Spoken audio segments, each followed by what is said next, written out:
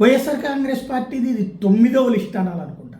ఏదైతే మార్పులు చేర్పుల చుట్టూ నడుస్తున్నది, ముందు తీసుకున్న నిర్ణయాలు ఇప్పుడు జరుగుతున్న మారుతున్న పరిణామాల్లో మార్చుకుంటూ రావాల్సి వస్తుంది. అందులో ఏదైతే వేమిరెడ్డికి ముందు నెల్లూరు అనుకుంటే వేమిరెడ్డి ముగ్గురిని మార్చమంటే మార్చలేదు కాబట్టి ఆయన భార్యకి కావాలన్నారు. అది జగన్మోహన్ రెడ్డి ఇవ్వకపోవడంతో ఆయన రాజీనామా చేశారు. అక్కడి నుంచి పక్కెళ్తే వాళ్ళకి తెలుగుదేశం సీట్లు దాదాపు ఖరారైనట్టే.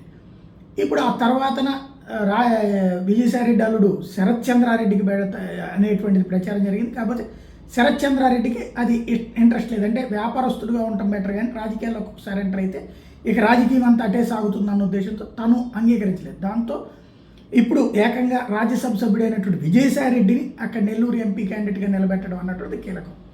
ఎందుకంటే విజయసాయిరెడ్డికి టర్మ్ ఉంది, ప్లస్ పార్లమెంటరీ పార్టీ నాయకుడుగా ఉన్నారు. ఆయన పెట్టడం అనేటువంటిది కీలకమైనటువంటి అంశం, భారీ మార్పు అని చెప్పాలి.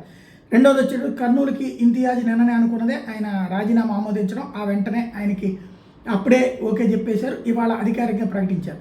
మరోవైపు మంగళగిరి మార్పు, ఏదైతే ఆళ్లరామకృష్ణారెడ్డిని వద్దనుకుని గంజి చిరంజీవిని పెడితే ఇప్పుడు మళ్ళీ ఆళ్లరామకృష్ణారెడ్డి వెనక్కి వచ్చాక ముగ్గురు నాయకులు అంటే అక్కడ ఉన్నట్టు కొండ్రు కమల, మురుగుడు హనుమంతరావు ప్లస్ వీళ్ళ ముగ్గురిని పిలిచి ఇప్పుడు మురుగుడు లావణ్యకి అంటే మురుగుడు హనుమంతరావు గారి కోడలకి ఇవ్వడం అన్నటువంటిది కీలకం. ఓవరాల్గా చూస్తే మార్పులు చేర్పులు అన్నటువంటిది సీరియస్గా జరిగిపోతున్నాయి.